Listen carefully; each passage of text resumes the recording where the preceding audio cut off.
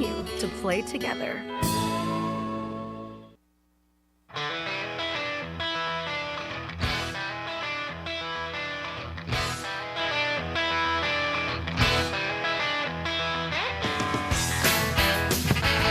AM 560 KBLU, Russ Clark with you on a hump day, Wednesday morning. That's right, it's hump day. Mel's with me. Good morning. Hyundai of Yuma brings you the hour, and or actually, they're sponsors of the show, and they veteran-owned business out there on 32nd Street. Go out there and give them a test drive, or you take one. Just take a test drive. They love doing it.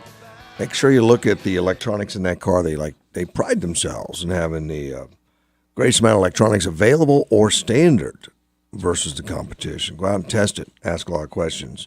And then take a test drive of the competition. I mean, it's the way it should go.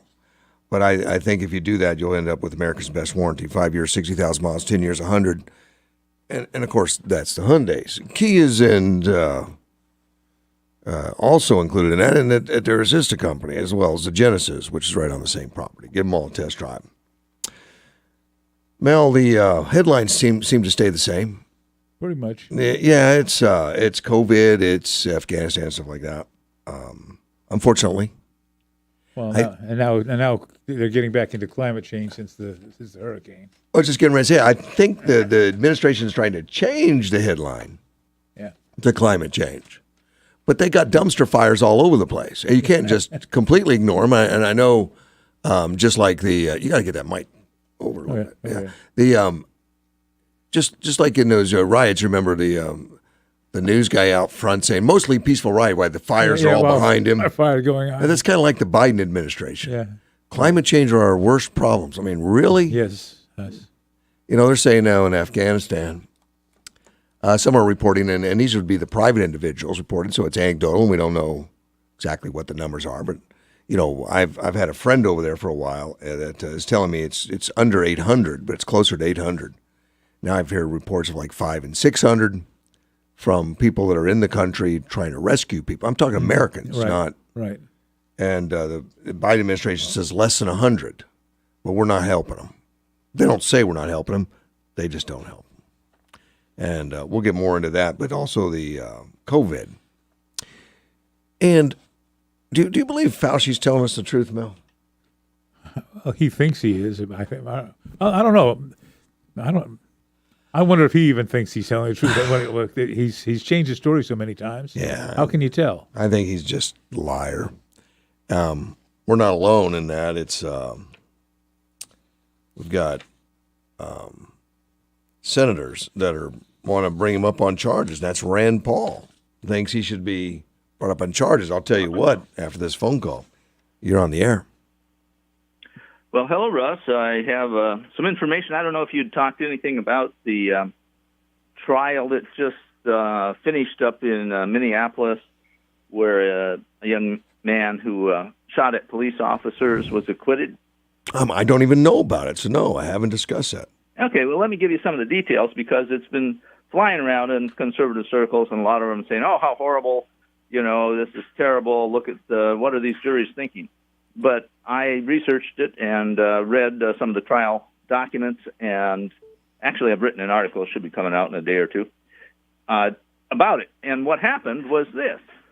You had members of a SWAT team of the Minneapolis PD, I believe it was on the 30th of May. I'm pretty sure that's the right date. And it was dark, it was at night, and they were in an unmarked white van driving slowly around neighborhoods where there'd been rioting and protests. And they had a number of these SWAT officers in the van with 40-millimeter launchers loaded with rubber bullets. And when they saw people that they thought needed dispersing or whatever, they would shoot at them with the rubber bullets. Ouch. Without any announcement or warning or whatever. Yeah.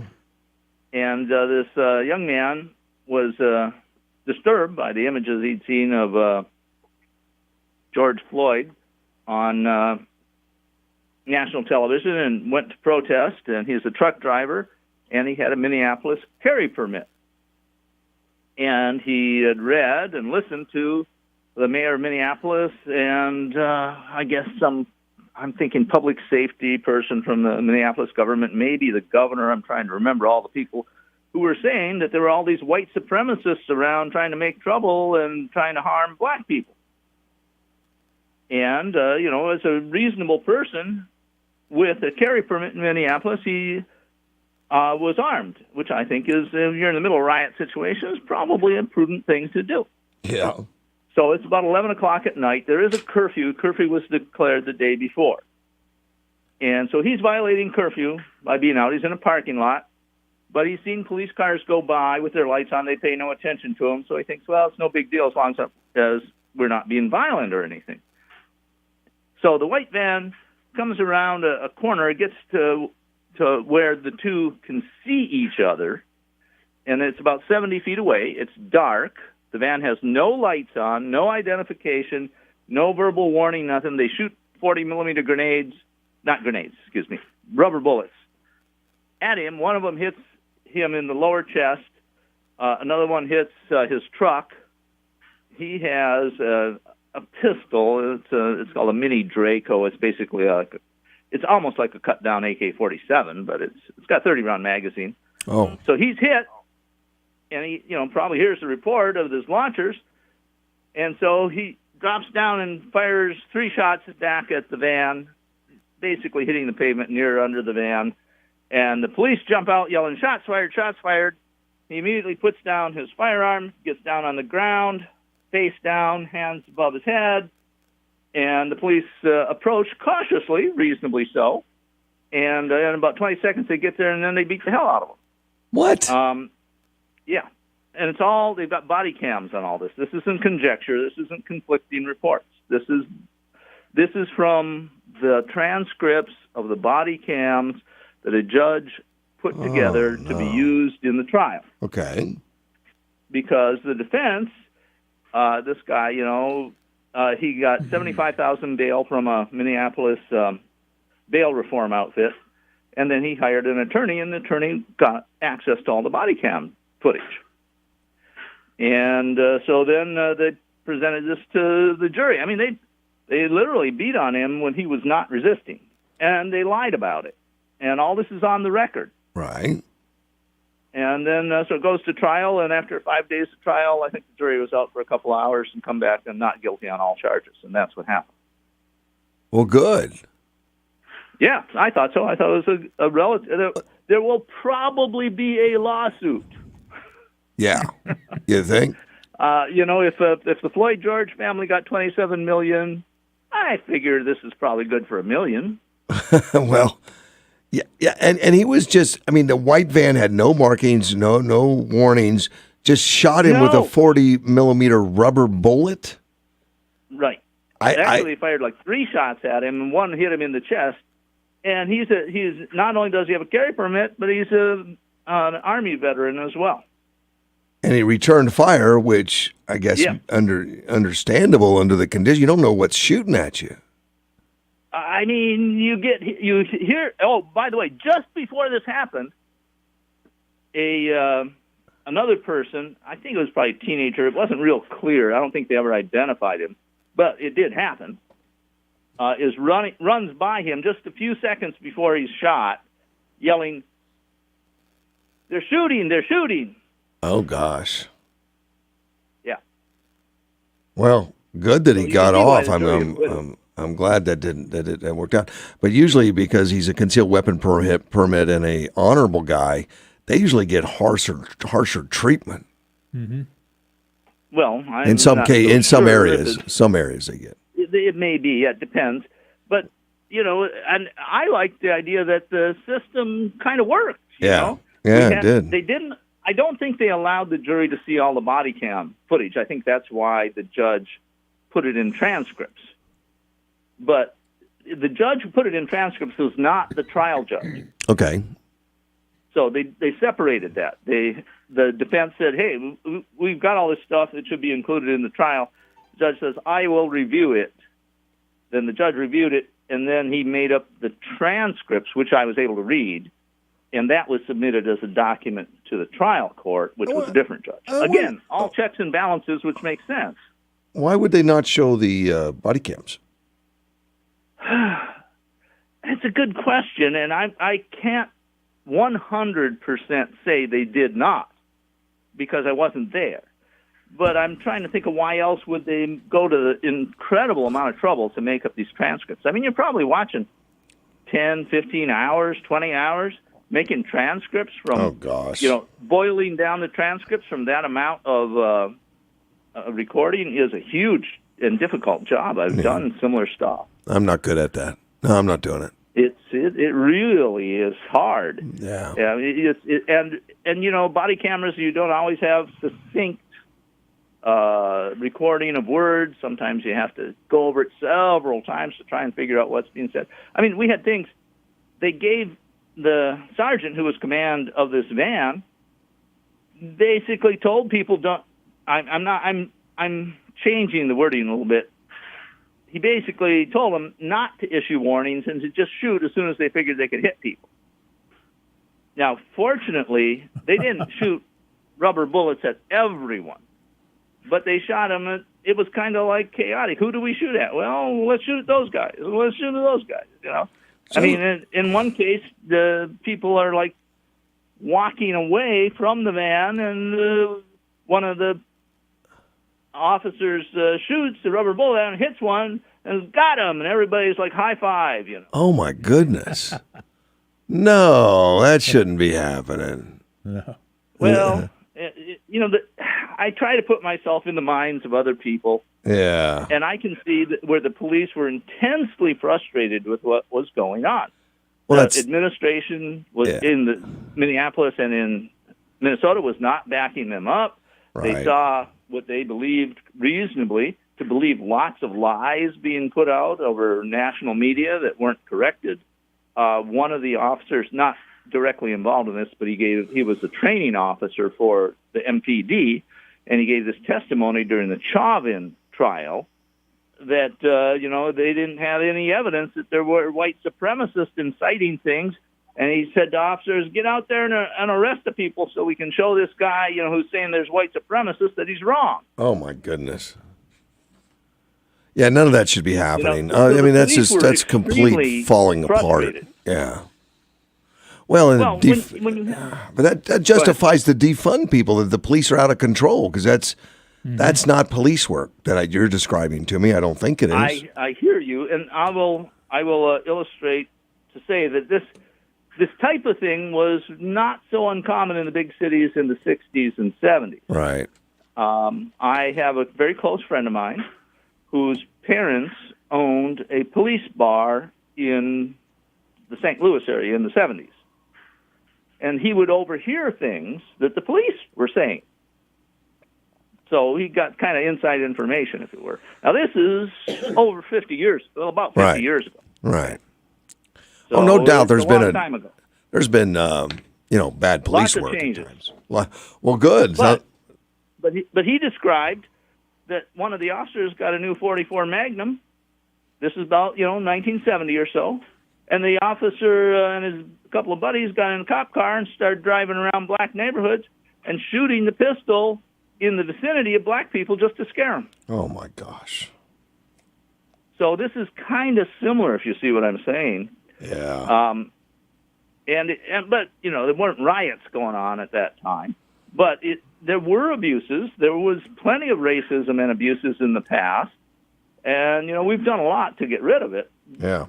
But that's, I'm acknowledging that there's a reality behind some of this stuff. Sounds like we got a lot of work to do. Yeah. Well, we were doing much better until a certain president from Hawaii decided to make exacerbate divisions between the races here in the United States, in my opinion. I agree with that. All right. Appreciate the call, buddy. All right. Thanks, Bye. man. Bye. We'll be right back. AM 560, KBLU. Variety really is the spice of life, but there is no variety in our weather this week. We are sunny and hot, no signs of rain. 107 today, 108 tomorrow, 106 on Friday. fever is the leading sign of COVID and the flu. So keep your family safe this fall with the Exergen temporal scanner. It's the only thermometer proven to be accurate. Learn more at Exergen.com. I'm meteorologist Terry Smith from the Weather Channel. In today's Farm and Ranch headlines from AgNet West, organic producers and handlers can now apply for financial assistance to help cover the cost of receiving or maintaining organic certification. More after this. You're going to need me. You're going to need us. All of us. You're going to need the next generation of leaders to face the challenges the future will bring. Support us at 4h.org. AgNet West Radio Network, your trusted agriculture news provider for the state of Arizona. Stay up to date with accurate local and national agriculture news on this station or by visiting us online at agnetwest.com. Get even more connected by following us on Facebook, Instagram, and Twitter by searching at AgNet West, and our team of Brian German at Brian German AgNet West and Danielle Leo with at DLeo AgNet West. The U.S. Department of Agriculture is now accepting applications for the Organic Certification Cost Share Program. OCCSP provides cost share assistance to producers and handlers of ag products for the costs of obtaining or maintaining organic certification under the USDA's National Organic Program. Producers can be reimbursed for expenses made between October 1st of last year and September 30th of this year. Eligible expenses include application fees, inspection costs, fees related to equivalency agreement and arrangement requirements, travel expenses for inspectors, user fees, sales assessments, and postage. For 2021, OCCSP will reimburse 50% of allowable certification costs up to a maximum of $500 for each of the categories that includes crops, livestock, wild crops, processing and handling, and state organic program fees. Organic farmers and ranchers can now apply through an FSA county office or a participating state agency by November 1st. I'm Brian German for AgNet West Radio Network. Do you have slips, drips, or footing shifts? Come see my dad, Matt, at Team Ramco Transmission. We have been a family-owned and operated business for over 25 years. We believe in honesty, professionalism, and supporting our troops. You can find us at 4701 East Gila Ridge Road, right off the interstate. So when old dependable is not so dependable, come see my family at Team Ramco Transmission. You can find us on Gila Ridge between Araby and 3E. So come in or give us a call, 928-344-5360.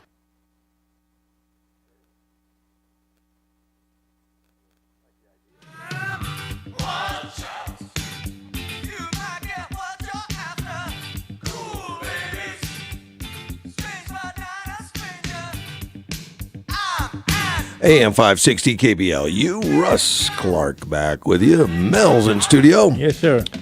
Before I went to Fort Dean called with an interesting call about guns again, which he really does study. It's nice of him to share it with us.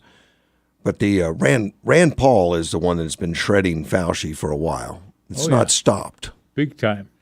Well, now that more emails have come out about Fauci admitting what was going on in Wuhan, what was going on with the studies in the lab and all that, which is in direct conflict with what he testified to. He testified. What he continues to testify to. That's the thing. He looks right at it and says, we're not doing it, even though his emails and everything says he is. Well, Rand Paul had a comment. He says it's a felony punishable by 5 years in jail. We referred it to the Department of Justice, which is nice, right? It says, I don't think Biden's Department of Justice will do anything with it. But yes, it's very dangerous to have public officials who we need to have trust in coming and lying to us.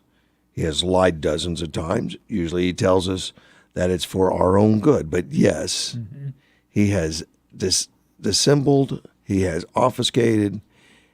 There's other nicer words, but he has definitely lied to the American public, and he should be held responsible.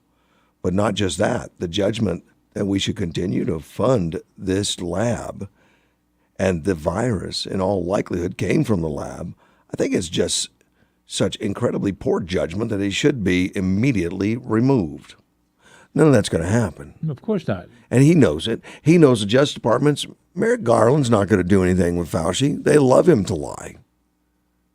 He's lying on behalf of the administration. Yeah. Basically. I mean, he's but the gain of function thing. He's pushing the administration's narrative. So he's been doing gain of function. They have emails showing he's been doing gain of function. And then he goes up to the Rand Paul and says, nope, we're not doing it. You don't know what you're talking about, Rand Paul, Dr. Rand Paul. And I guess it's working for him. He's not in jail. He's their darling. They're not going to do anything to him. That's like asking them to impeach Biden. They're not going to do that. No, that'd be Nancy Pelosi. Yes, and she'd have to take action against. No way in the world. She wouldn't even mention or allowed to have announced the 13 members of the military that died in Afghanistan. She would not allow it to be spoken. Right. Yep. Just insane that politics is working into that, Mel. Now look. It was also politics when that police officer, the Capitol Hill police officer, after the January 6th thing that went on. He shot the girl?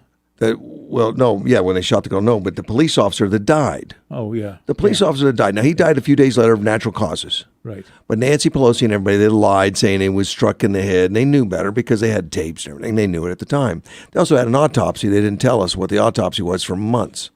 Well, they knew the guy died of natural causes, but they said he died because he was murdered in the riot. Well, and they held him. That was politically politically expedient thing to say. It was all political, but they held him in state there at the Capitol. Right. And nobody politically got in the way. The president got in the way. No one got in the way. They just let it happen. Yeah. Because they were not going to drag that into a political thing. It was an officer that lost his life, regardless of the circumstances. An officer passed.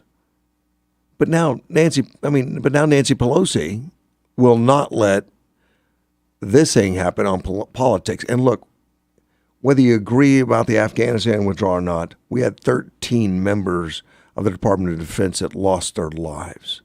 And all they're asking is for it to be announced on the House floor. And she denied it based on politics. But the Republicans don't fight that way. No. Not enough, anyway. Well, and I wouldn't say do it against, service members, first responders and military and stuff. I mean, there's no place for that. You can't do it.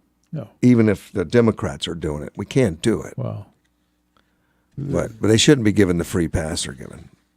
Well, they're given the free pass because don't forget they've also got the press, which is basically an arm of the Democrat Party now. Yes, but that doesn't change the ethics. I'm not saying. I know you're not, but I'm just pointing it out. Well, I'm just saying that nothing's going to happen because they've got the press on their side, right? And that's which shows how unethical our press is. So, but the family members of those lost 13, to endure what Joe Biden did by checking his watch every time someone got off, by talking about his son instead of their sons, and then Biden gets upset because and the thing is, yes, his son served in the military, sure, but the manner of his death had nothing to do with his military service. He had a cancer, unfortunately. It was terrible. Yes, and that's just, I can feel for that. But the fact is, to sit there and to compare his death to even that mention of it, 13, it's not the day. It's not the day to talk about it. That's right.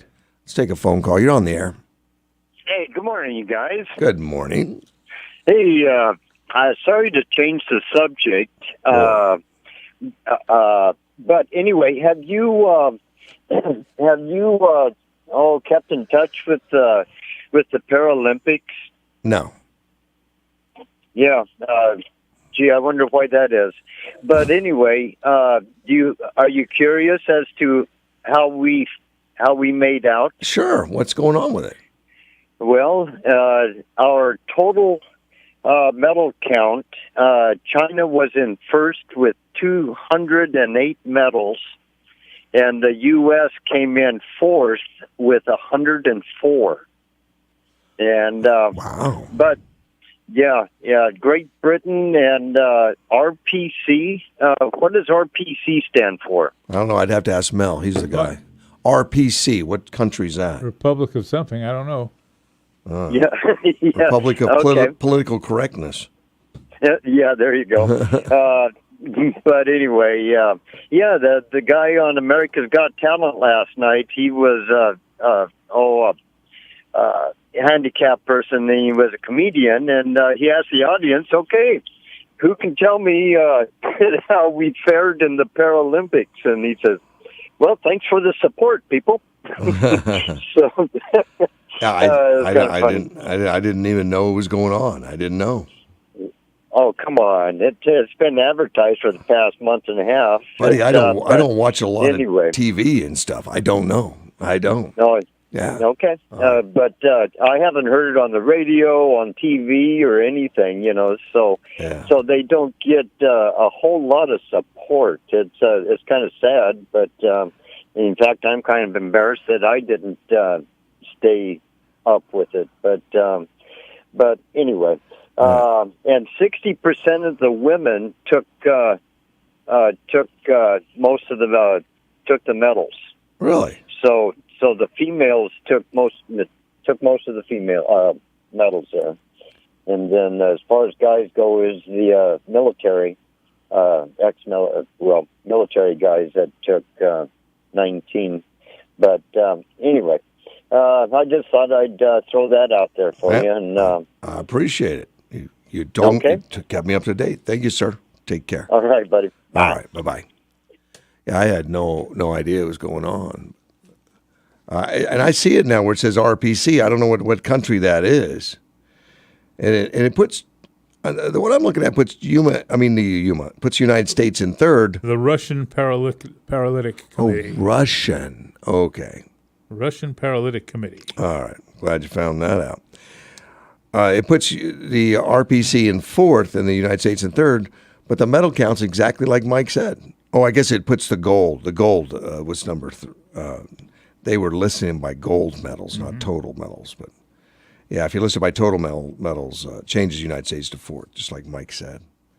Yeah. RPC. I don't follow the regular Olympics, Mal. I didn't watch a single one of them. I didn't either. This year I lost all interest in it when they started playing their political games. Yeah, I did too. I lost all of it, and I used to watch it. In fact, I've gone to Lake Placid when we had the Winter Olympics. All right.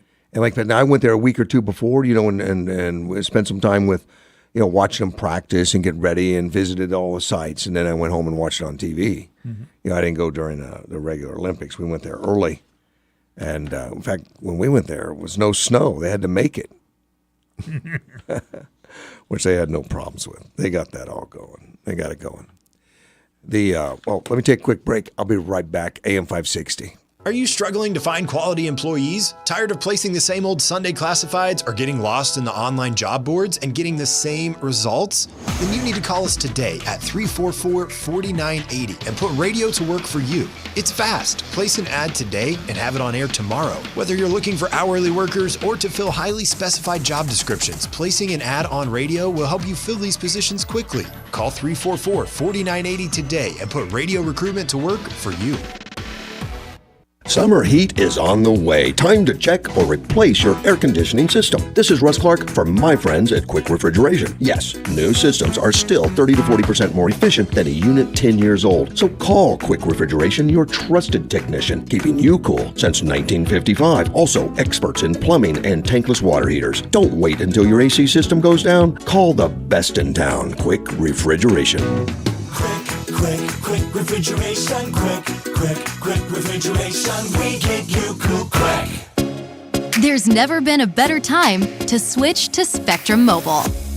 You could save hundreds of dollars on your mobile bill. Plus, there are no added taxes, hidden fees, and no contracts. Try the Spectrum Mobile Savings Calculator today, and in 3 easy steps, you'll see how much you could save by switching. Visit spectrummobile.com/save. Spectrum Internet required. Savings may vary. Restrictions apply. Visit spectrummobile.com/save for details. Arizona Marketplace is Yuma's largest outdoor market. Open to the public November 4th. Accepting all vendor applications now. Our clients are requesting products and services like RV repair, antiques, handmade items, flowers, clothing, and more. Call now to reserve your reservations. 928 328-1088 or visit azmktholdings.com. Arizona Marketplace, 3351 South Avenue 4E. Be sure to listen for the border and traffic reports weekdays on this station, brought to you by RV World. They have a large selection of both new and used RVs. Exit Interstate 8 at Araby Road, then west on Gila Ridge about a quarter mile. That's RV World. You may be right, I may be crazy, oh, but it just may be. AM 560 KBLU. Russ Clark back with you, as well as Mel in studio. Yes. Joe Rogan. Now, he is a radio guy, but he doesn't do radio. He does podcasts, but hugely popular. Just big name. Enough to where the regular broadcast people pay attention to him and insult him at times. That's nice. Jim Acosta was all over him, I guess, because of the ivermectin. Now, you know, the ivermectin has been one of those drugs that's been used in conjunction with COVID. Even though it wasn't designed for COVID, it was designed for parasitical infections and stuff like lice and stuff. But that's not unusual. Drugs are repurposed all the time for things other than they weren't designed for. Like people have a heart attack, they take aspirin. And aspirin was not designed for heart attacks. Right. So, but they take it. Well, it's a blood thinner. It does thin blood. And that's not what it was designed either. It was designed for pain. But it also happens to thin blood and all that. So, yeah, you take it for this, you take it for that. You take it for a lot of different reasons other than just what it was originally designed. But that's typical of medications. Unless it's something that for some reason they don't want to happen. Like with the COVID, they don't want anything to work except the vaccine. Well, yeah, that's...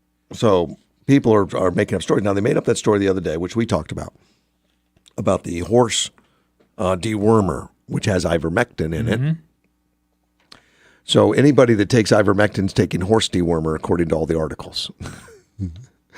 And that's not even what that was designed for. It was designed for human consumption and then also used in veterinary practices, which is fine. A lot of medications do those things.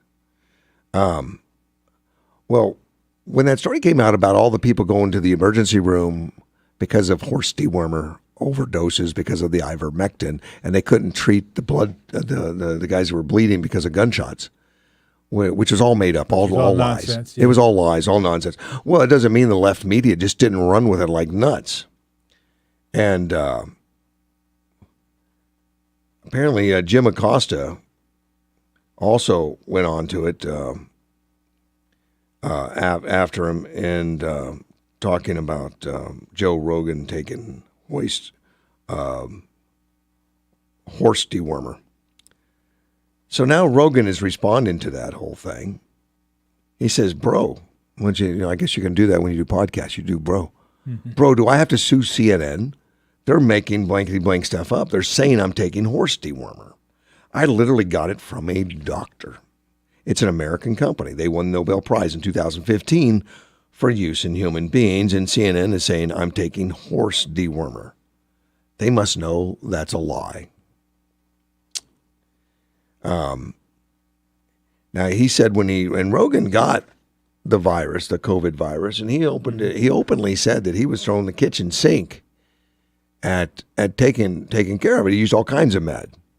The ivermectin, the Z-Pak, everything that was recommended by these frontier doctors after he tested positive. But the social media started tearing him up, wishing he would die. Yeah. Yeah, I hope you die. Times I know really nice people are on social media. And then he recovered from his virus in 2 days. In 2 days, symptoms free, everything was good, and then he got. And the U.S. Food and Drug Administration, they note on this that ivermectin is approved for human use to treat infections caused by some parasitic worms, head lice, skin conditions like rosacea.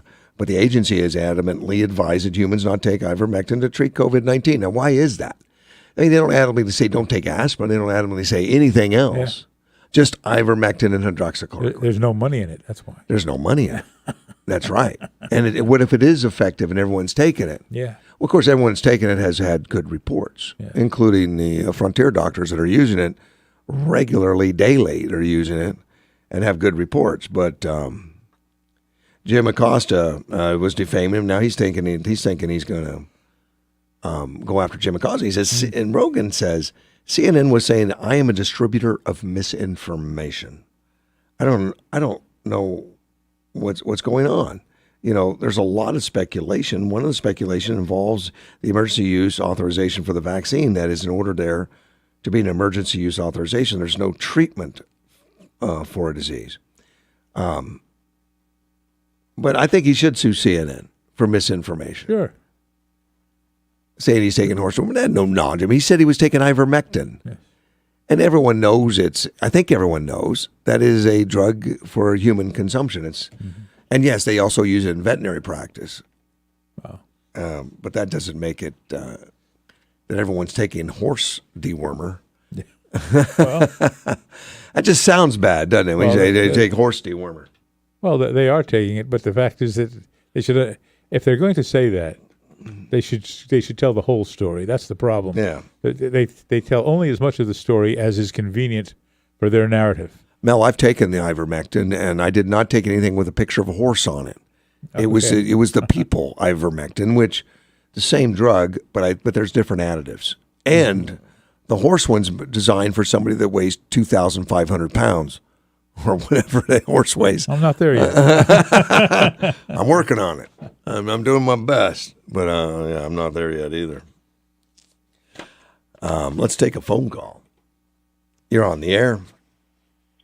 Yeah, I just drove by the station. You got a lot of horses hanging around outside. Did you know that? Well, they're here to get the ivermectin, man. Okay. Now, you remember when Ross Perot flew his private corporate planes into Iran and extracted his employees? Yes. Yep. Well, did you know Biden's State Department would not let private planes go in and get our American hostages? I do know. It was ordered that they could not, no private planes could go in and get them. And then the ones that are there, they wouldn't let them leave. They would not give them authorization to land anywhere. So they're stuck there. That would be Biden's State Department. Now, don't confuse it with Afghanistan. That's correct. Biden, you got to understand, Biden is anti-American, as we are American. That's who he is. He's been that way since 1972. Every piece of legislation that he voted for or whatever was anti-United States. Go back and look. And then he lied. He lied about it. They got on the air and lied and said that's not happening. Yes.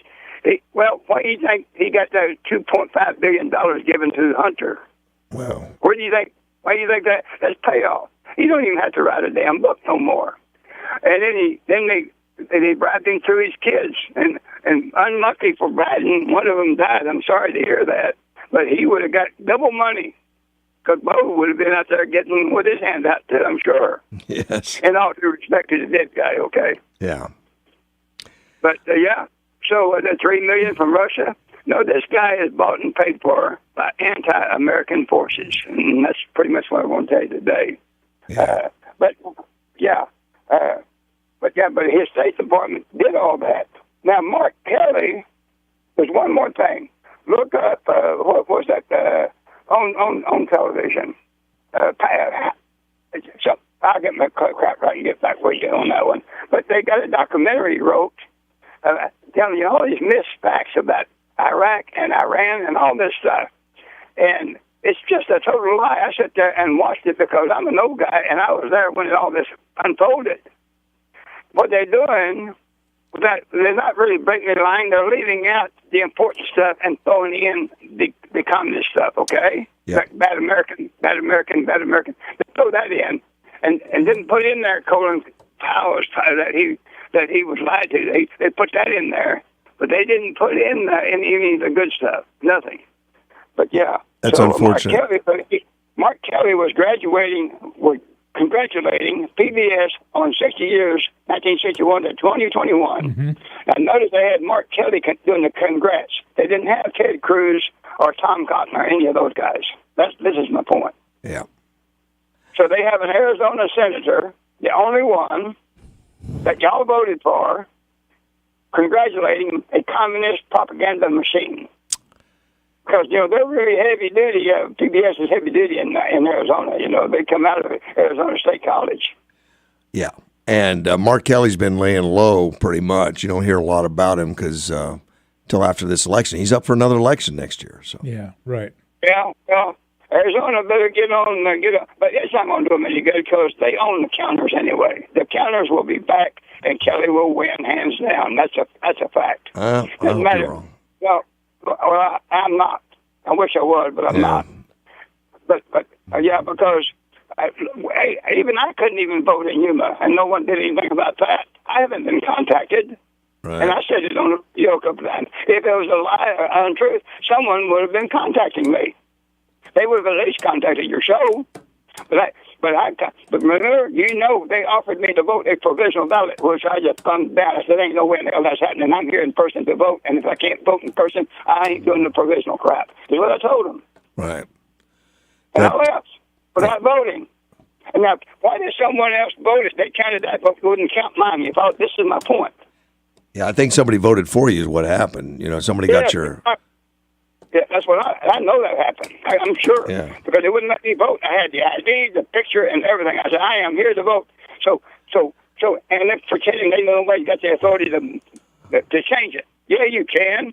You know yourself. You run a business, and you got as the owner or the operator, you can change anything you want to any day. You don't have to sell that starter for $175. Except the federal, you can't go back past the suggested retail price that Nixon mandated as fast wage guarantees. Remember that crap? Well, during that time you couldn't. Yeah, that was weird. But yeah. Well, that's still applying. A lot of that is still on today. This is why you have rebates. Rebates come on because the manufacturer learned that they jacked the price way up there, and then when they sell the car, now you can apply and get a $3,000 rebate. That's why that's there. In case somebody gets risky and do this wage and price freeze again and catches them off balance. That's why that's there. A lot of people don't know the history of this country. They pretend to, but most people can't remember it. Oh, what is that? Yes, anyway, have a good day. We'll see you, man. Bye-bye. Yeah, that was Mel's phone call. We'll be right back. AM 560 KBLU.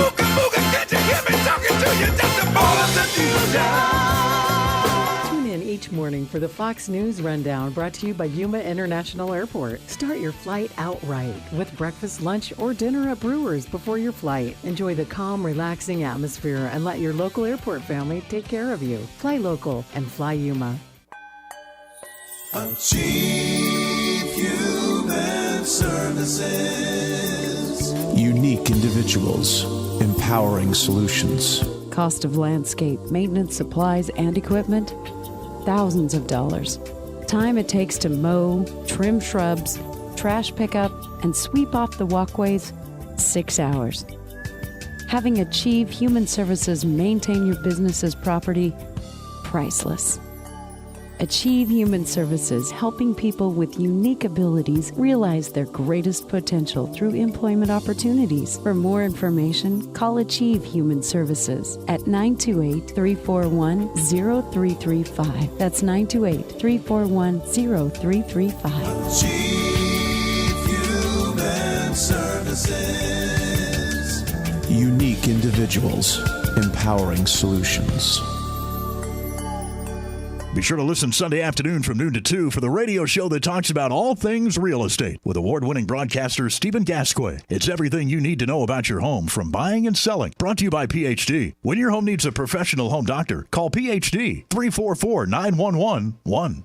Hey guys, there is some important news that all men should take very seriously. Your prostate health. Are you urinating more frequently? Are you waking up at night to urinate? Are you sick and tired of prostate pills that just don't work? Sound familiar? If you are one of the millions of men with prostate problems that are driving you nuts, there is some great news. Prostagenics is the all-natural product that beat over 157 other prostate supplements in lab tests and was rated the #1 most powerful prostate supplement in the world. #1, because it works. So why not try some Prostagenics, and your prostate troubles will be a thing of the past. You'll get a great night's sleep and stop waking up in the middle of the night to go to the bathroom. To get your free bottle of Prostagenics, call now 800-600-2020. That's 1-800-600-2020. Take advantage of our 90-day money-back guarantee. Call 800-600-2020. Do it now.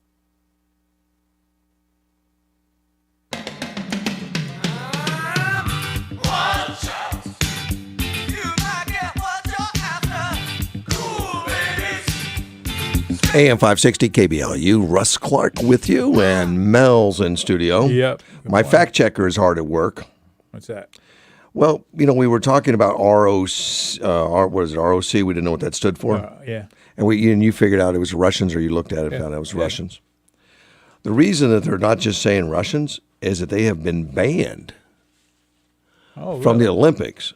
So in a loophole to get around it, they're allowing the Russians athletes to participate, but they can't fly under the banner of Russians, so they put ROC. Oh, okay. But they're there. Okay. And they won a bunch of medals. And that's something.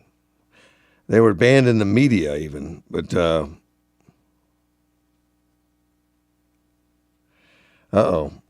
I'm also reminded I am violating White House Press Association agreed upon rules. I'm not in the press association, am I? Where the Biden administration and reporting on non-approved White House activities. I'm not. There's been a real lockdown on the press on what they can and can't say, which one's going to be called on. I can't believe the press doesn't go nuts on this. And which White House? Get close to that mic if you could. But. Which White House thing is not approved that you would? I don't know what I just mentioned, but I mentioned something just before I went. But if I talk about the White House, it's not approved because I have to get approval. Oh, I see. From White House activities and stuff. Okay. Kind of like the new regime on how they're handling things. They not allow you to talk, even if you talk to somebody that's a cabinet member or somebody from the White House, and they give you a quote. You cannot use the quote until you run it back to the White House and get approval to run a quote from their own people. I see. So my secretary. What a lockdown, right? My Secretary of State is not allowed to speak unless I tell him to speak. Yeah, or I approve of what he's speaking about. Of course, with who he has it in those positions, I can understand that. But let's take a phone call. You're on the air. Buenos dias, Mel and Russ. Well, hello, good morning, Gilbert. How are you? Pretty good. Russ, I got something for you. What's that? Republicans, lawmakers, and officials, why are you killing off your constituents? Do you think they will vote for you after they die of COVID? And now you are trying to kill their children. If you killed my child with your stupidity and short-sightedness, I will not vote for you. Quit worshiping the golden calf called Trump. Moses, hurry up. Republican. And wait. Where are you getting this quote from? The letter to the editor today. Oh, that was a letter to the editor today? Yes, the letter to the editor this morning. Oh, I didn't read it. Masks save lives, shots save more. Wow. So she is blaming all Republicans. As she should. As she should. After all, the other day, your commander-in-chief, my commander-in-chief, the United States of America's commander-in-chief, said that only the Republicans are against his tax breaks because they don't want to spend millions of dollars in their taxes. Wow. It's like saying there's not a Democrat that's a multimillionaire that wants to save his own taxes. Well, we know that's not true because, look, they're donating tons of money to the Democratic Party because the Democratic Party takes care of them, even though they say they're going to raise taxes. They raise tax rates, but they don't have to pay it. Yes, I agree with what you're saying, but for him to make a statement that Republicans do not want to pay their fair share taxes, they find all loopholes so they don't have to pay taxes. I guess the Democrats don't find those loopholes. Is that what he's trying to tell me? Democrats find them like crazy. We're just not supposed to know it. Yes. But that's what we're dealing with between the letter to the editor and Joe Biden's and his. I don't know what he's thinking by saying that they find loopholes so they don't pay for taxes. By doggone it, I want to do the same damn thing. You know, what they call loopholes is crazy because, look, if you own a business and part of your business is traveling and you deduct your private plane for travel, that's not a loophole. That's just a deduction to your business expense. It's a legit But they call it a loophole. That's right. So Some people deduction. do. Yeah. So someone needs to educate Joe Biden on what loopholes are really all about. The truth doesn't matter. First of all, Joe I Biden knows what loopholes are all about. Yeah. What you've got to do is all of these people who are sitting out spewing the rest of the nonsense. They're the ones that have got to be educated. George the rag man has got to be made to understand that. If you don't like the law, change the law. Otherwise, shut up. Yeah, exactly. You know what? I've always said this when I'm in conversation with people.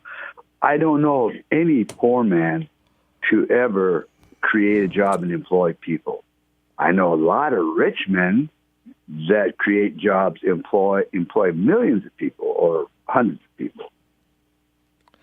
Well, it's kind of hard for someone on, SNAP to hire assistants. Yeah. The best way I can employ anybody is when I have somebody come and trim my trees because I don't like heights. That's the best. And like my neighbors, they got them 30, 40-foot palm trees. Mm-hmm. Yeah. Yeah, I wouldn't recommend climbing those. Don't climb up those things. No. It's the landing that's the most important part. Yeah, you got to know what you're doing to do that. I mean, that's a skill set I don't want to possess. Yeah, but that's why I called because I was reading, like Mel said, letters to the editor, and I was just cracking up how she is going to group every Republican. I know a lot of Republicans that is just taking the vaccine. That, my body, my choice. Yeah, right. Oh my gosh! How dare you? All right, buddy. Appreciate the call. God bless you too. Thanks, man. Bye. Mr. Gilbert. My fact checker says the latest Biden FTC commissioner stated that he believed that stations should lose their broadcast license if they continue to violate the White House press rules and spread fake news. Of course, fake news is anything that disagrees they with say them. it is. Yeah, anything that does not agree with what they want. Yeah. Lina Khan is the commissioner.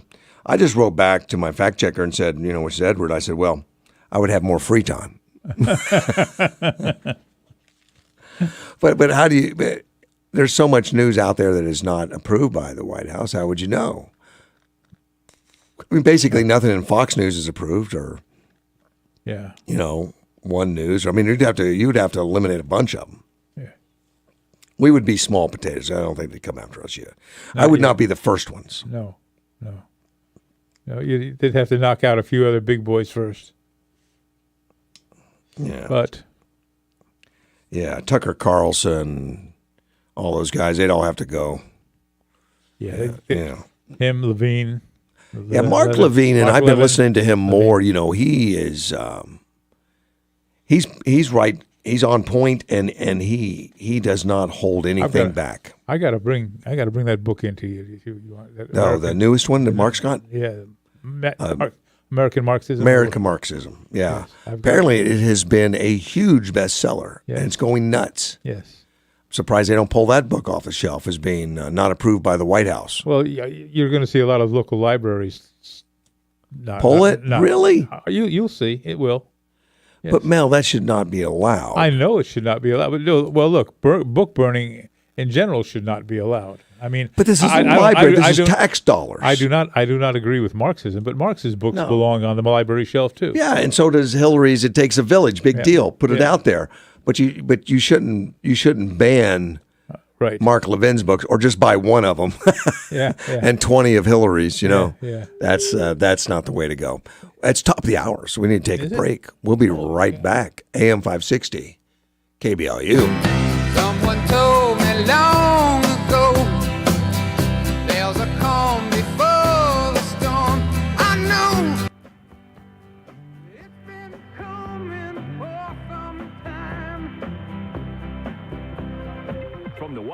air conditioning and heating studio. This is News Talk 560 KBLU, Yuma.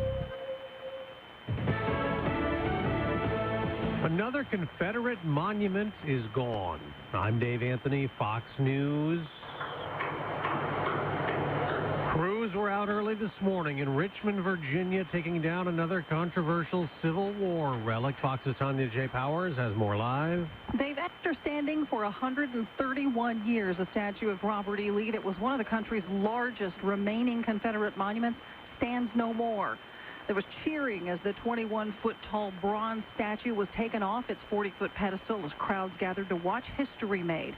Virginia Democratic Governor Ralph Northam had announced plans to remove the monument last June in 2020 following the death of George Floyd in Minneapolis, but it was stalled until the state's Supreme Court ruled against 2 lawsuits clearing the way for that. Dave.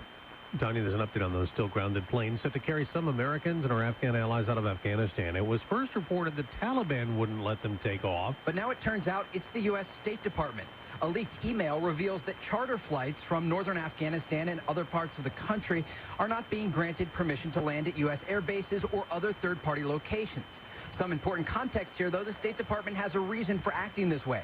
According to a senior U.S. official, there is no way to verify who is on these private flights, and the Taliban is in control of security. Fox's Trey Yingst. The U.S. is not recognizing the Taliban's new government, which includes a wanted terrorist and 4 ex-Guantanamo prisoners the U.S. swapped in 2014 for U.S. Army deserter Bo Bergdahl.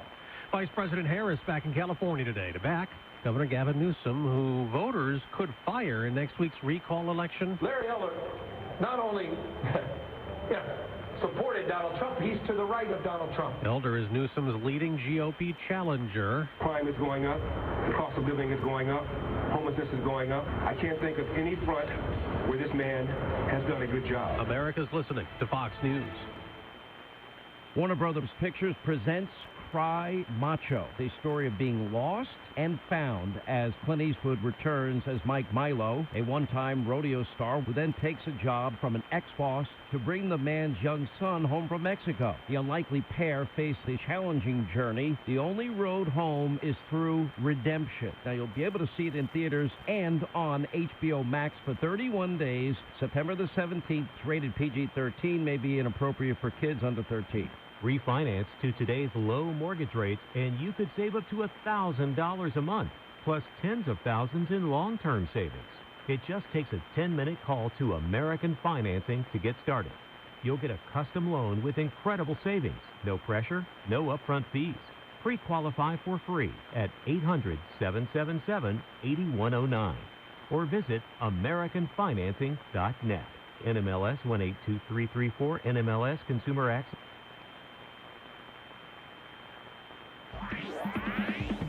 YumaDailyNews.com on News Talk 560 KBLU is brought to you by Half Off Yuma. Get our half off deals right now. Go to KBLUAM.com and click on Yuma Half Off for this week's savings. Here's the news in 60 seconds. YumaDailyNews.com. 2,500 more illegals have now been caught trying to hop the border over Labor Day weekend. In some cases, the groups could have had nearly 100 Mexican nationals trying to get across. You can read more about it at YumaDailyNews.com. The Veterans of Foreign Wars will be holding a special 20-year anniversary memorial service on September 11th. Get more info on our website. And this Saturday, the Yuma County Chamber of Commerce will be hosting their Taste of Yuma event. It's reported that there will be over 100 vendors at the event. The chamber says admission is free to the community. More info at YumaDailyNews.com. And in observance of Hispanic Heritage Month, the San Luis Library will be hosting their 7th annual art exhibition featuring the artwork of local artists from September 16th through October 16th. If you have any ideas for local news stories, go ahead and email them to us. We'll take a look. Newsroom at YumaDailyNews.com. I'm Andrew Caravella. The best advertising in the world is the most memorable. That's the goal of all advertising, to make your business the name to remember when it comes to the goods and services you sell. This is why the best advertising on the planet has always been done with the long game in mind. Most are consistent advertising campaigns with multiple messages deployed over a 2 or 3 year period. This takes having a solid, steady plan and being consistent in your themes. Learn how to make your advertising into a long-term campaign at YumaAdvertising.com. There's never been a better time to switch to Spectrum Mobile. You could save hundreds of dollars on your mobile bill. Plus, there are no added taxes, hidden fees, and no contracts. Try the Spectrum Mobile Savings Calculator today, and in 3 easy steps, you'll see how much you could save by switching. Visit spectrummobile.com/save.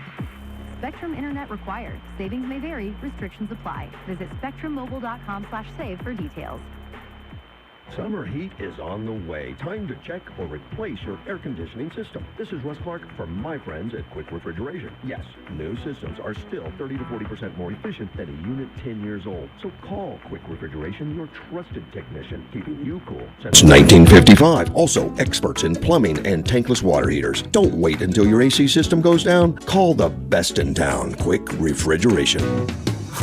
Quick refrigeration, quick refrigeration. We get you cool quick.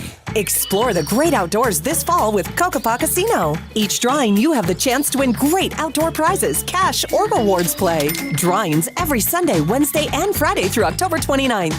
On October 30th, one lucky winner will ride away with a 2021 Forest River travel trailer. Earn entries daily by playing your favorite slots and table games with your rewards card. For complete rules, see the Kokopah Casino Rewards Club. Winning is just around the corner at Kokopah Casino and Resort, South Highway 95 in Somerton.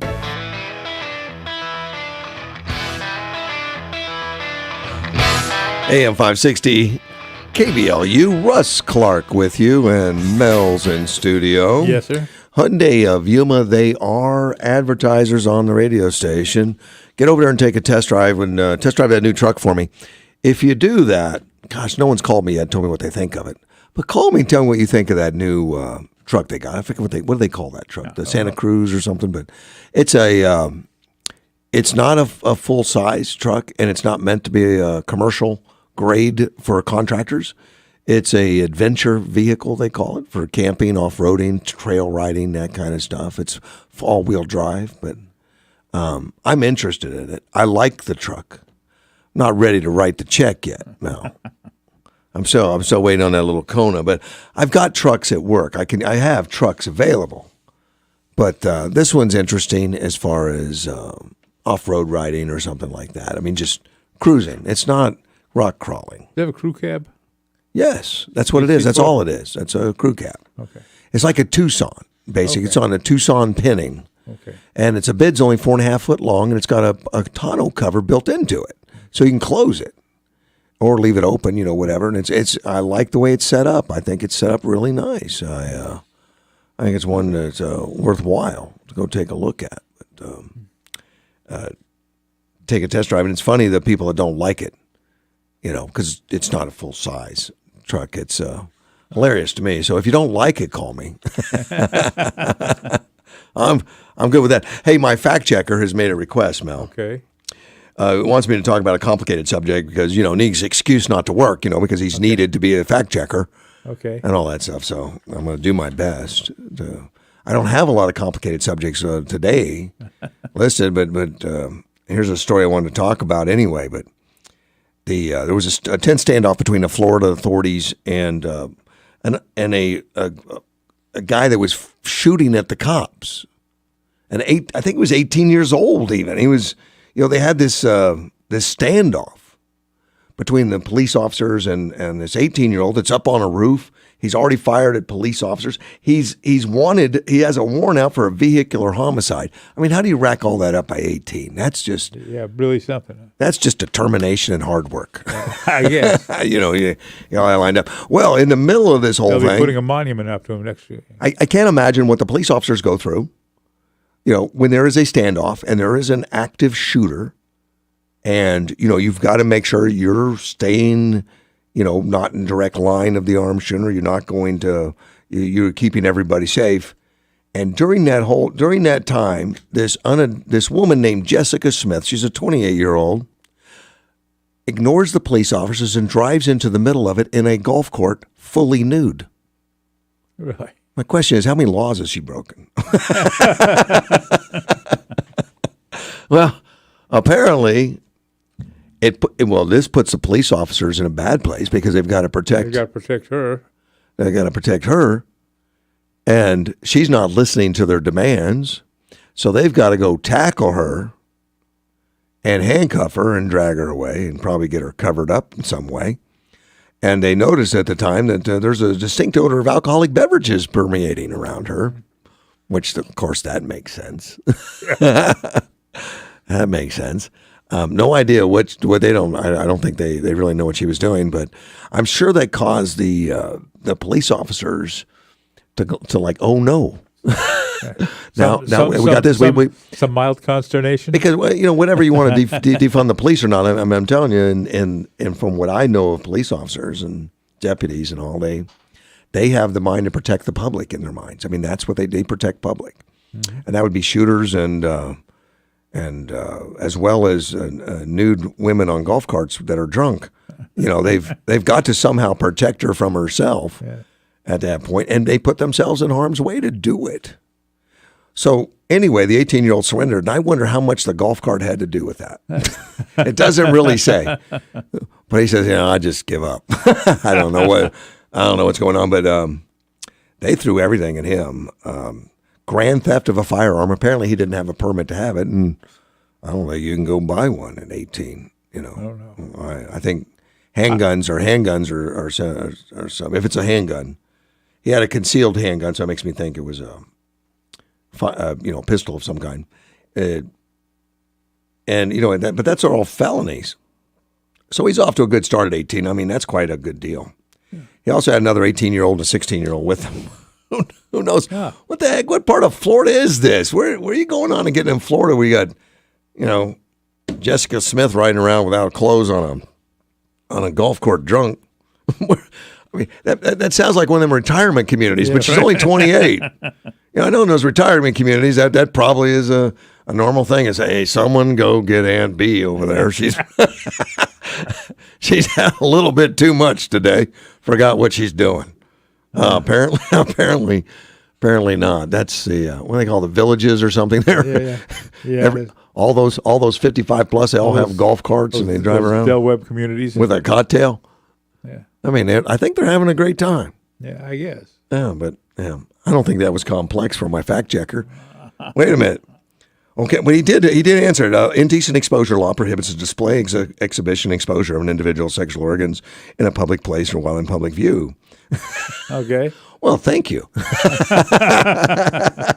I guess I did ask.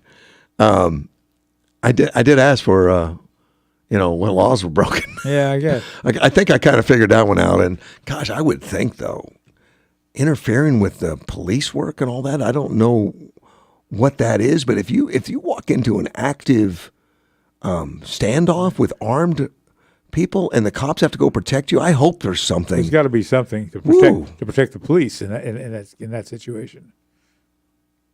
Let me see. Now, he wrote me something about Roger Penrose, Nobel Prize in Physics in 2020 for the discovery that black hole formation is a robust prediction of the general theory of relativity.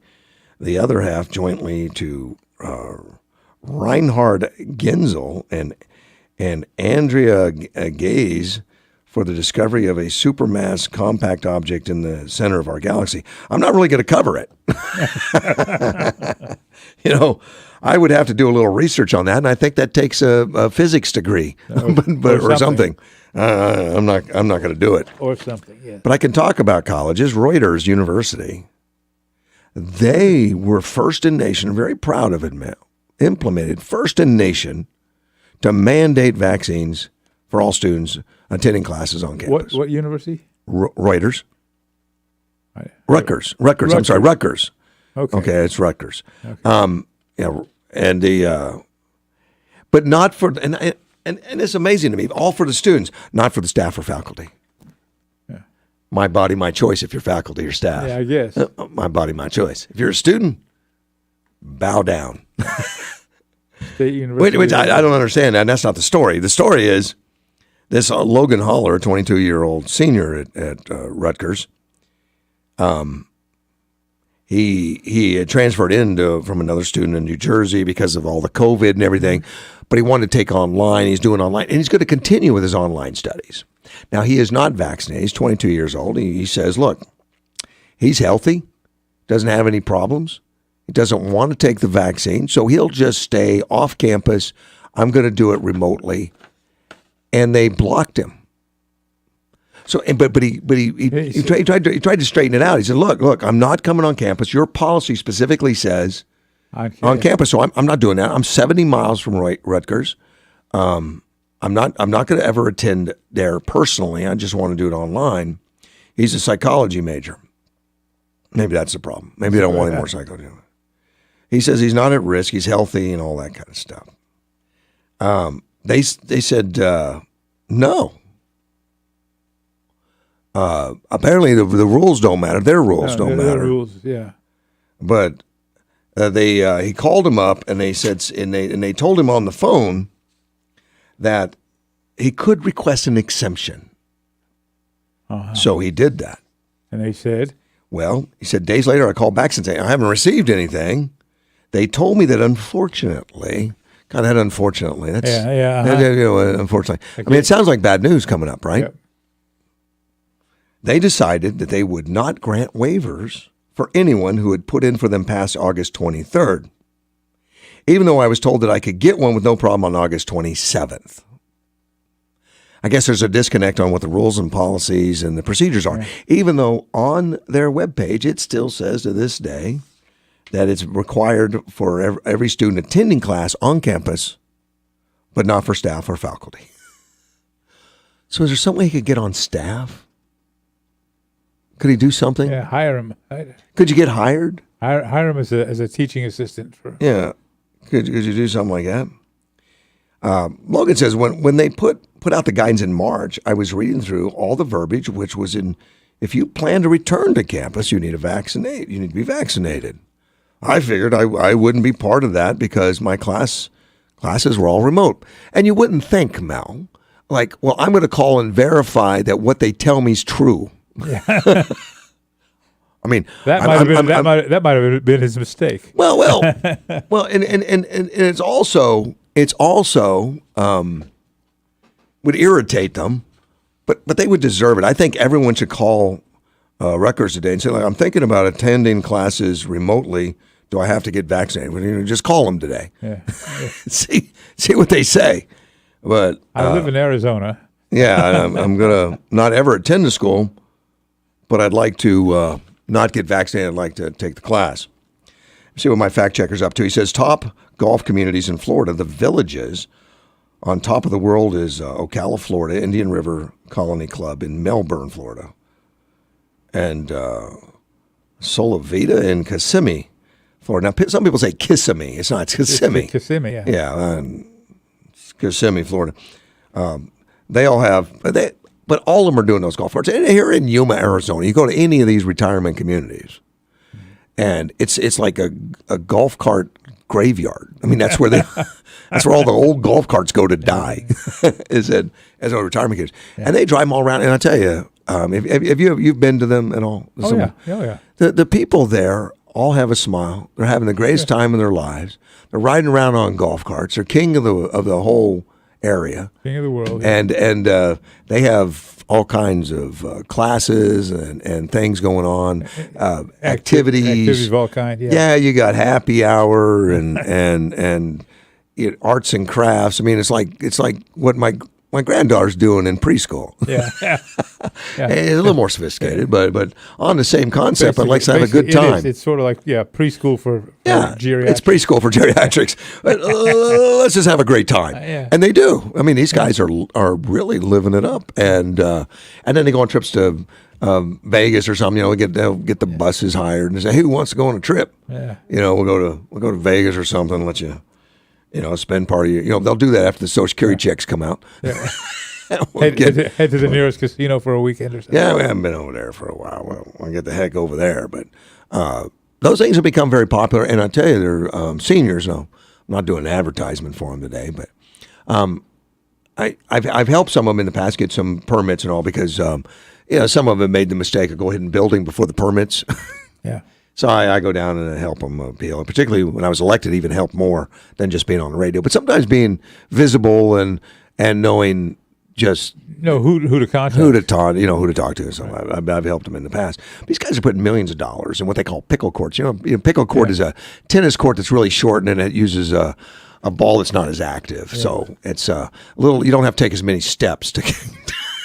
You just almost stand still if you but the trick is the seniors today are very active. I mean, it's bicycle riding, it's pickle court, it's golf, it's activities, and so there's a healthier bunch of the seniors. It's the new millennials that are unhealthy. Yeah, I think the seniors are more healthy in most cases. Well, the new millennials are too busy playing video games. Maybe that's it, but they're. I think we've destroyed the food and the fat. I think 95% fast food. I think if you go to some of these places like the villages and stuff, they remember how to cook. Yeah. They may not be doing, but they remember what cooking's all about, and maybe that is healthier. I got a billionaire story. You know, billionaires are a little eccentric, a little different. See life in a different way because it is a little different. Yep. It's interesting to look through a billionaire's eyes occasionally and see what the hell are you thinking. and unless it's some of the evil billionaires, which we've got a few of those. Couple. Yeah, we got a few of them. This guy, Mark Lohr, I don't know who he is. Former Walmart executive, e-commerce billionaire. He wants to build the nation's first woke city. Okay. Now, Mel, what does a woke city look like, I guess? And I've read what his vision is, but I don't understand it. From what little I do understand of the woke culture, wherever that city is, I want a big wall around it so that nobody can get out of it. Don't escape. Keep them there. Thank you. Keep them there. Well, it's telos it's named after a Greek word which means highest purpose. Of course, everybody that's woke thinks they're on a highest purpose.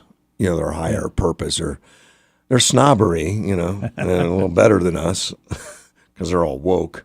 And I don't think anyone defines woke that stays the definition for more than a few days because it continues to mold as what wokeism is. It's to create more equitable, sustainable future.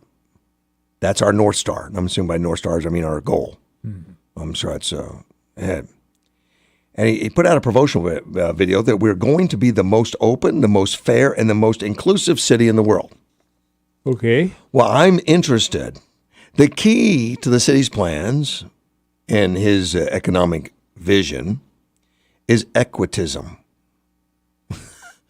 What the hell? I know it's equity. Equitism, I would assume, would mean that everyone has the same results. Everyone's the same. Exactly. Yeah, same results. Regardless of what you put into it, not the same opportunity. Is he going to have a police force? It doesn't say. Oh. He says... Is he going to have any laws at all? He says, there's going to be rules. I'm going to give you some of them. He says, the land upon which the city is built will be donated to a community endowment. So, okay. Residents, in turn, own their homes on the land and are enriched as home values increase. So these people are going to own the house but not the land, kind of like Mexico. You can build a house but you don't own the land. Sort of like McDonald's. Kind of like McDonald's, yeah.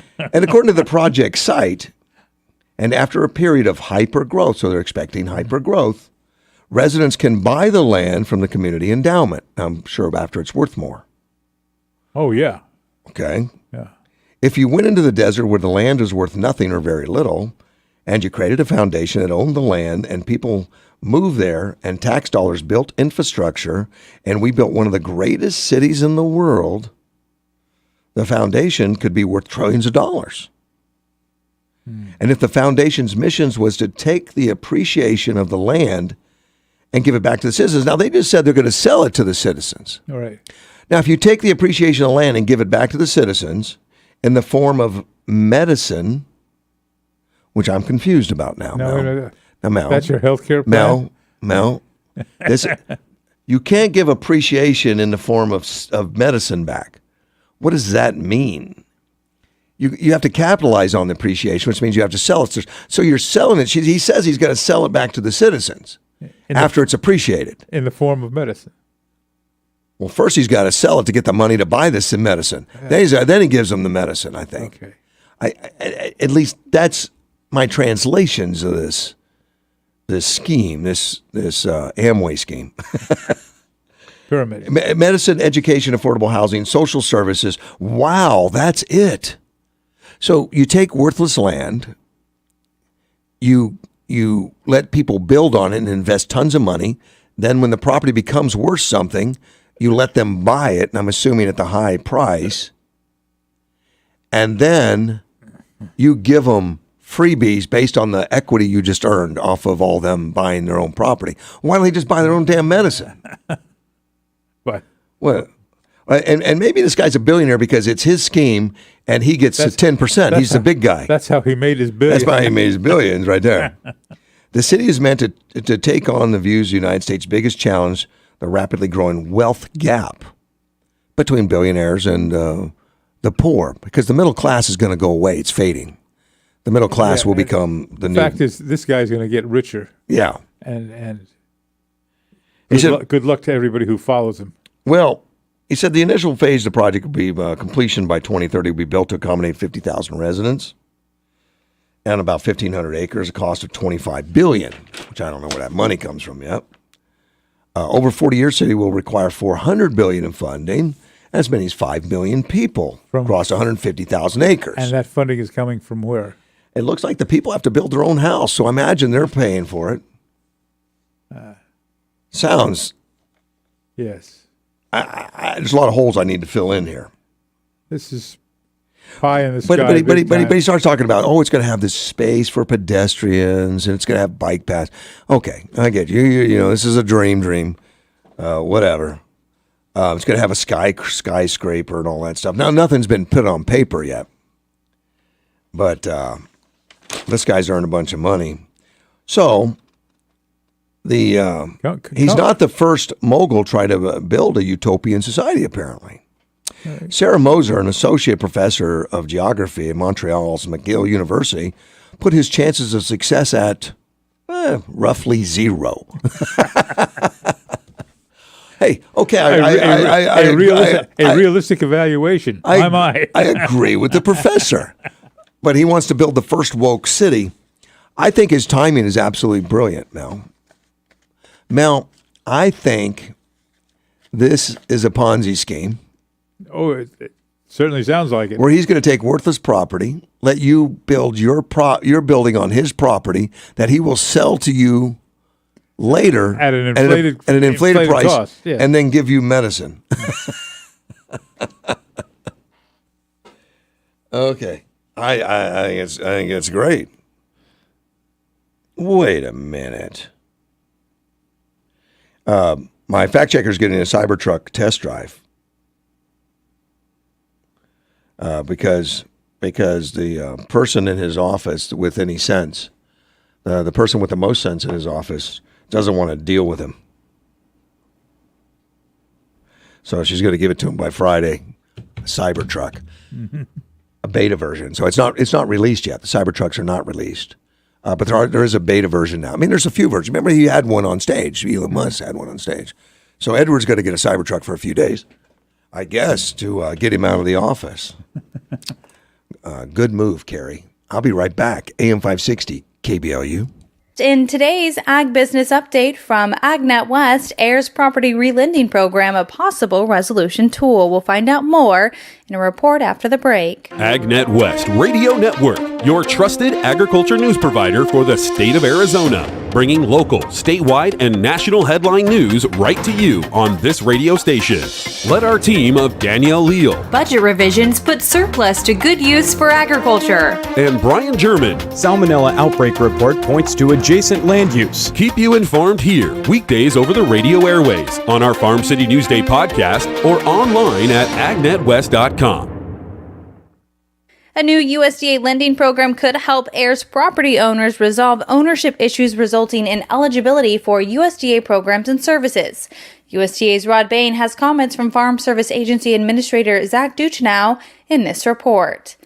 AIR's property issues have long been a barrier to producers and landowners in accessing USDA programs and services. Now a new program can perhaps help with some form of resolution. The AIR's property relending program will help empower that producer through a local community cooperator like a CDFI or a local bank to take those steps one time and maybe go out and secure the purchase interest of those lands so they can consolidate those interests and then fully participate in our programs. Farm Service Agency Administrator Zach Ducheneau says eligible lenders will receive up to $5 million in loans with a 1% interest rate, which in turn, they will be able to pass on a good deal to their customers. Lenders have until October 29th to apply. With more information about the program and a September 15th webinar available online at www.farmers.gov/heirs/relending.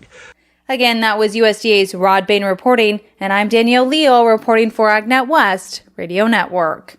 I'm Lou Dobbs. Intel plans to spend $100 billion on new chip plants, but in Europe. And rideshare companies Uber and Lyft have thrown in with the culture of death. Those stories next. As you know, my friend Mike Lindell has a passion to help everyone get the best sleep of your life. He created the best pillow, and Mike created the Giza Dream bed sheets. Mike found the world's best cotton, called Giza. It's ultra soft and breathable, but extremely durable. Mike's Giza sheets come with a 60-day money-back guarantee and a 10-year warranty. Mike's latest incredible deal is the Sale of the Year. For a limited time, you will receive 50% off Giza Dream sheets. You'll receive a set for as low as $49.99. Go to MyPillow.com, click on the radio listeners square, and use promo code Dobbs. There you'll find not only Mike's amazing offer, but also deep discounts on all MyPillow products, including the MyPillow mattress topper and so much more. Call 1-800-977-9152. Use the promo code Dobbs. Go to MyPillow.com. Make sure you use the promo code Dobbs. Chipmaker Intel, whose corporate headquarters are in Santa Clara, California, today announced it's spending $95 billion on new chip-making facilities, but not in America. The move to spend billions in Ireland and other nations can only be seen as an outright slap at the economy of Joe Biden. Ride-sharing services Uber and Lyft are now on record as being pro-abortion companies, announcing their support of women breaking Texas's new heartbeat law and committing $1 million to cover legal fees for its drivers sued for transporting women to abortion clinics. On Wall Street, stocks today closed mixed. The Dow Jones Industrial's down 269 points. Please join me 3 times each weekday for my updates right here on this station. This is the Lou Dobbs Financial Report. We expect triple-digit heat this time of year, but the temperatures are running above the norm for early September. 107 the high this afternoon, mid-80s overnight. 108 the high tomorrow. Fever is the leading sign of COVID and the flu, so keep your family safe this fall with the Exergen temporal scanner. It's the only thermometer proven to be accurate. Learn more at Exergen.com. I'm meteorologist Terry Smith from the Weather Channel. Labor is a two-way street. First, it's earned. Second, it's paid. In the air conditioning business, it just went up 10% again. I tell my techs, let homeowners know about the York factory parts and labor warranties. An out-of-warranty AC part costs many times more than yesterday's AC parts did. Ask your AC tech about our York extended factory labor warranties. Give Air Central a call or just log on to acuma.com. United Kia is the newest and largest Kia dealership in Imperial Valley. Located on Highway 86 at Ayton Road, United Kia has hundreds of new and quality pre-owned vehicles that fit everyone's budget. Visit UnitedKiaImperial.com today. At Batteries Plus, we power family road trips. We power bedtime stories. We power our local hospitals. We power connections with friends. At Batteries Plus, we do more than replace batteries and fix phones and tablets. We help our neighbors power their lives. How powerful is that? Get powered at your locally owned store. Schedule a convenient curbside pickup or shop thousands of batteries and bulbs at batteriesplus.com. The Border Report brought to you by RV World, located on Gila Ridge Road. Exit Interstate 8 on Araby Road, then head west on Gila Ridge about a quarter mile. RV World, Yuma's premier recreational vehicle dealer since 1991, offering a large selection of new and used RVs. Here are the latest wait times for passenger vehicles in the standard lanes at our selected ports of entry. Algodones, 20-minute wait, 2 lanes open. No delay at Calexico East right now. Calexico West, 45 minutes, 7 lanes open. San Luis, an hour and a half wait with 2 lanes open. Get updated border reports anytime at yumadailynews.com.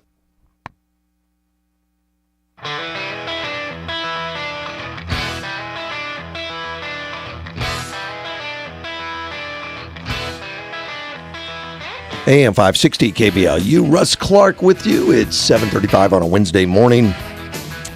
That's right. It's hump day. It's right in the middle of the week. I did turn the phone lines back on.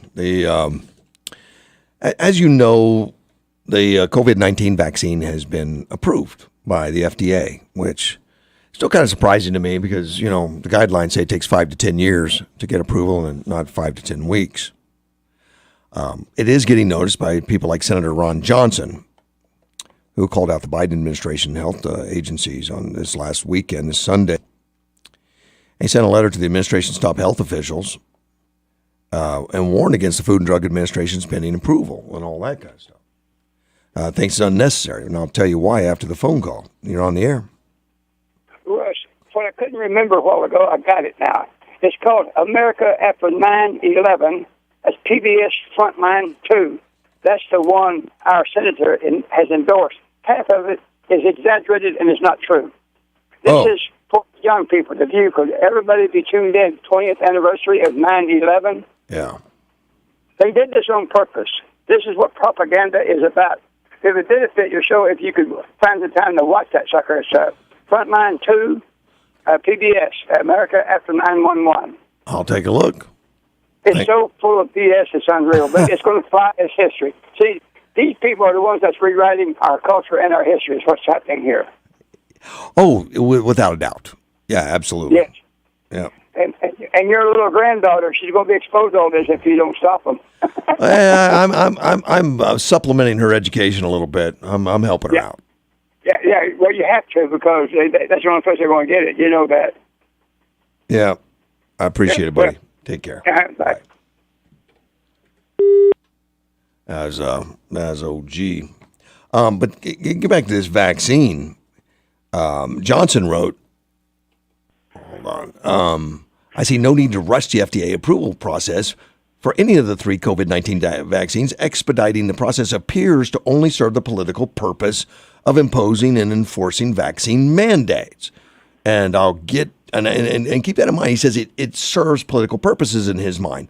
Well, they had an answer to him, but let me take a phone call first. I'll tell you what the answer is from the U.S. Surgeon General. You're on Hi, Russ. Hey, Hi, buddy. Russ. Hey, Mel. I got everybody's sweetheart, Dr. Lee Merritt. Everybody's sweetheart, Dr. Lee Merritt. Yeah, she's nice. I like her. She was on, I'm not sure if you know Scott McKay. No. SCOTTMCKAY.com, and she was interviewed by Scott McKay last night, and she's talking about COVID. Right. Some of the topics are the masks, lockdown, Wuhan, the vaccination, Fauci, the manufacturers, the timelines, the psychology. But you know how she talks for an hour. It only seemed like 60 seconds. I mean, it just blew by really quick. And she speaks rapidly, so you got to pay attention. The doctors, the treatment, the pre-post, treatment, and the Canadian lawsuit, the media.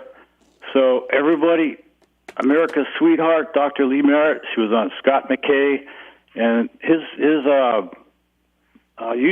website is so easy to use. Just go on scottmckay.com and then scroll down until you hit BitChute, Rumble, YouTube, and then it'll direct you to the interview. Right. So it's really good. Yeah. And she is a wonderful servant. You know, I mean, she's a medical doctor and serves the community in that way, but also with her advocacy. So she's serious about helping everybody and getting information out. You're right, and it's new information. Yeah. So, hey, this is for OG. If you're listening, this is for OG. Okay. Chetka, Cheka. Chetka. You know what that is? No. It's Russian secret police. Oh. For the Biden and the media and all that good stuff. Well, I think OG just started his bus and he's moving it again. All right. Good show. Thank you. See you, buddy. Bye-bye. Yeah, don't get OG all excited. He'll move again. He's always staying ahead of them because he knows they're after him. Well, as I just said, Senator Ron Johnson called out the Biden administration and says it appears to be political purposes a reason that you're rushing it. There's no reason to. Well, Surgeon General Vivek Murthy told Fox News that the Pfizer vaccine from emergency to full approval would make mandates more appealing. Wait a minute. That is a political reason. That is a political thing. Mandates more appealing. There are universities and businesses that have been considering putting in vaccine requirements in order to create a safer workplace, a learning environment. I think this announcement from the FDA would likely encourage them to make them feel more comfortable in putting some requirements in place. So they short-circuited the FDA approval and they rushed it so that the U.S. could do more mandates, making you get it. Former FDA Commissioner Scott Gottlieb, who is on the Pfizer board of directors, also said the approval will prompt more vaccine mandates. That's why they did it. They did it for the mandates, which was no secret, I think. They feel they'll be on stronger legal ground to mandate vaccination in that setting.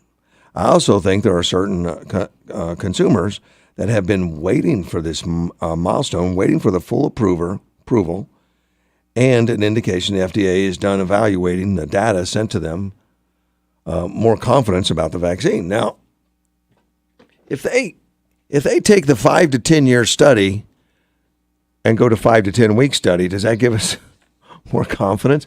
I mean, all it ends up being is just a rubber stamp without the peer review, without it.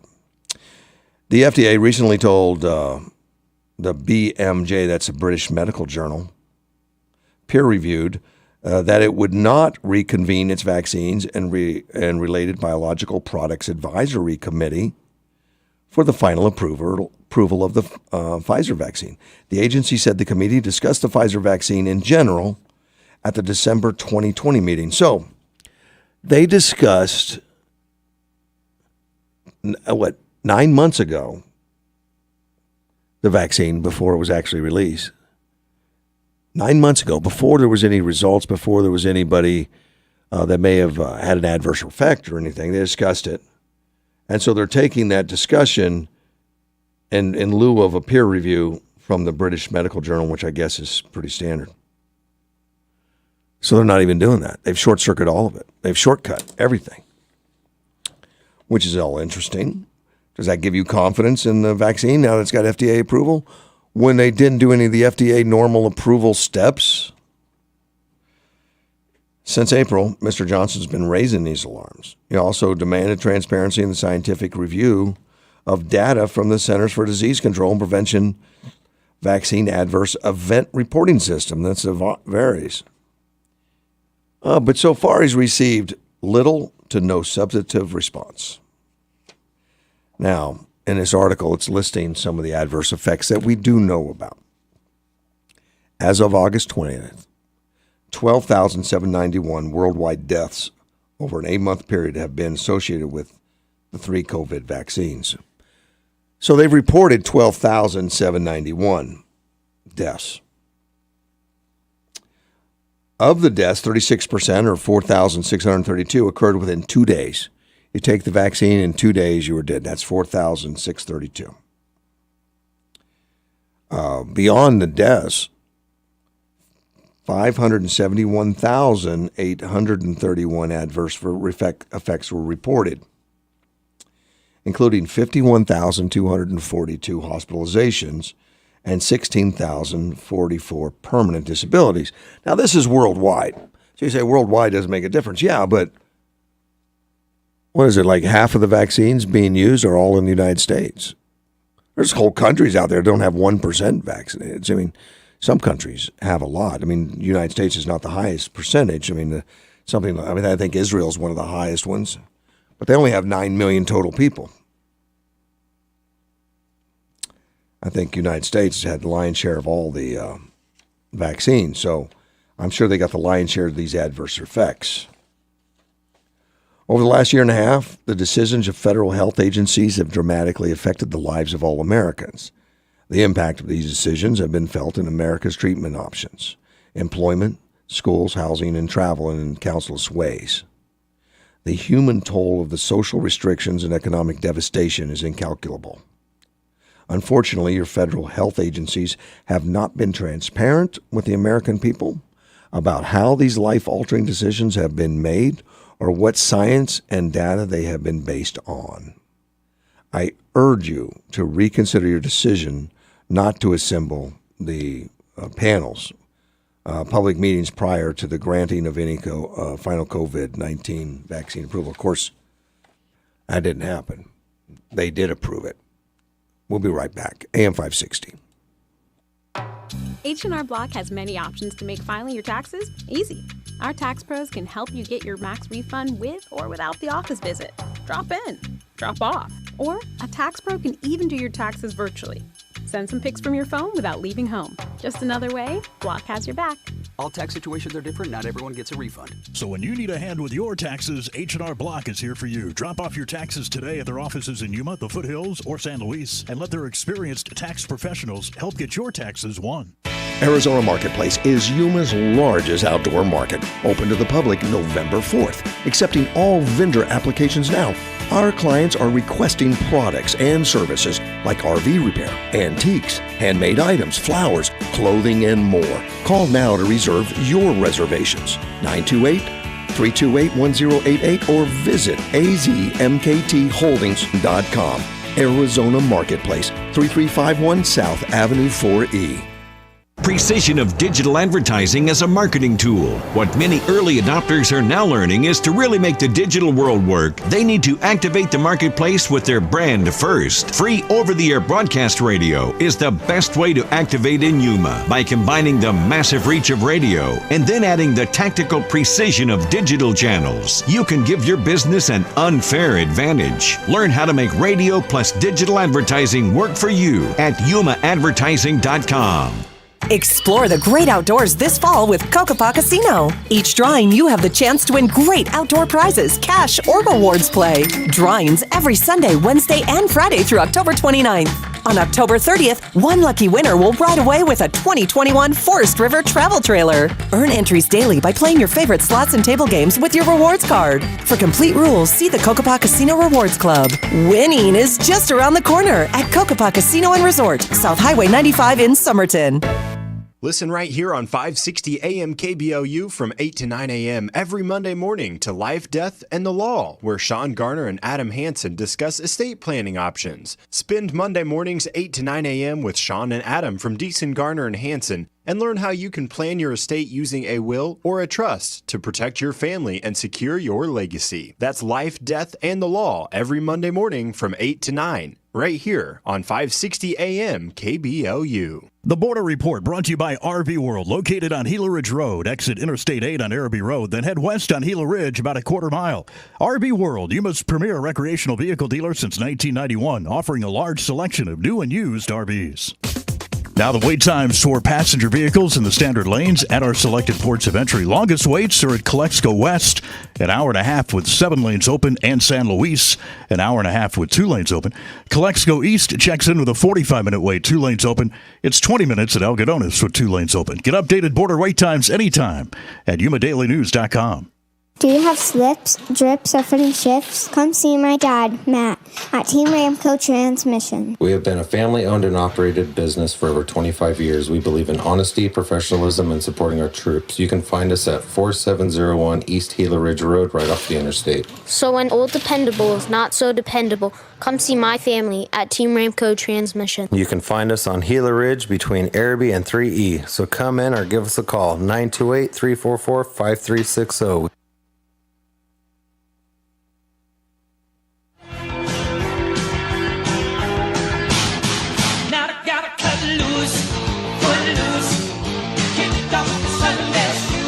AM 560, KBLU, Russ Clark back with you. Let me see, it's hump day, Wednesday morning, 7:50 already. We got Chamber Chatter coming up in 10 minutes. Utility workers. God bless those guys. You know, I mean, they're going to work in all weather, hot, cold, whatever, out there.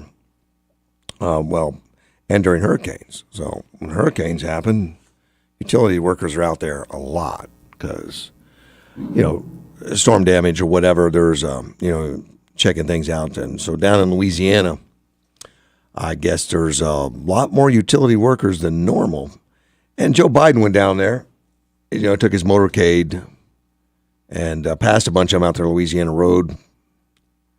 And something that happened was that they all turned their backs on Joe Biden's motorcade.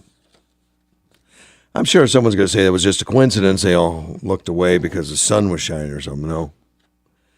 They turned their backs. And I guess that went viral out there on the social media. It's out there. The individual that was recording the video said he and his coworkers were done turning the backs on Biden. Praise for the utility workers poured on all over social media. I mean, it was praise now. No one likes these people. Biden's incompetent. These are just some of the messages that come in. So apparently his popularity is not good on social media still. Let's take a phone call. You're on the air. Mike. Hey, Mike, how are you? Hey, OG said that Brnovich isn't going to win our next Arizona senator, and I got to disagree with that. I like Brnovich's chances. I do. In D.C., they're saying he's a weak candidate. Why is that? This is he's not popular. Okay. Well, I'm sure they do. Isn't he married to that lady that was shot in the head in Tucson? Nope, that's the senator, the current senator. Yeah, that's who I'm referring to. He's the weak candidate. Oh, he's the weak candidate. Okay, not Brnovich. I thought you meant Brnovich is the weak candidate. No, Brnovich is a strong candidate. He'll take him out. Yeah, it's Mark Kelly. That was Senator Mark Kelly. His wife's the one that was shot. Yeah. But Mark Kelly He's is an anti-gun nut. He's a very was left. Talking about anti-guns when she got shot. They've been anti-gun. That did not weaken their stance. No, it hasn't. You're correct. Yeah. But if they'd had an armed guard there, but that was unusual. I mean, U.S. representatives, and she was a U.S. representative. They don't. That's a very unusual to get attacked and shot. That's not common. She was doing like a neighborhood rally. Literally, it was in front of a grocery store out in the parking lot. Yep, which is all unfortunate. And there was no security. And it took one nut to come by. Just one. Yeah. What we got? You know what? We got one in the White House. Yeah, but I don't think they put sharper objects around him. We're talking about how we get our information. At least you've been talking about how you can't get information. I believe the free press is dead. I believe that there's a push on anything about elections of 2020, especially the Arizona examination, however you call it. How would you call it, Arizona? You mean the audit? Yes. Yeah. Anything along that line, they immediately get a court order. They call it misinformation. They've thrown every roadblock they can, just like Trump wanted to build the wall. Every roadblock they can. He got off 2 years. It took 2 years to get all through it all. Yeah. Right. Yeah. The Washington, D.C. court system has never told that Mueller investigation or the Biden administration no. They basically, anything you want, they'll say yes to, even holding prisoners against their rights. But I wanted to mention a few items that they're pushing hard to keep out of the news. It's the elections of 2020. You'll see it immediately pulled off the internet. You'll be immediately served a gag order if you are a news organization.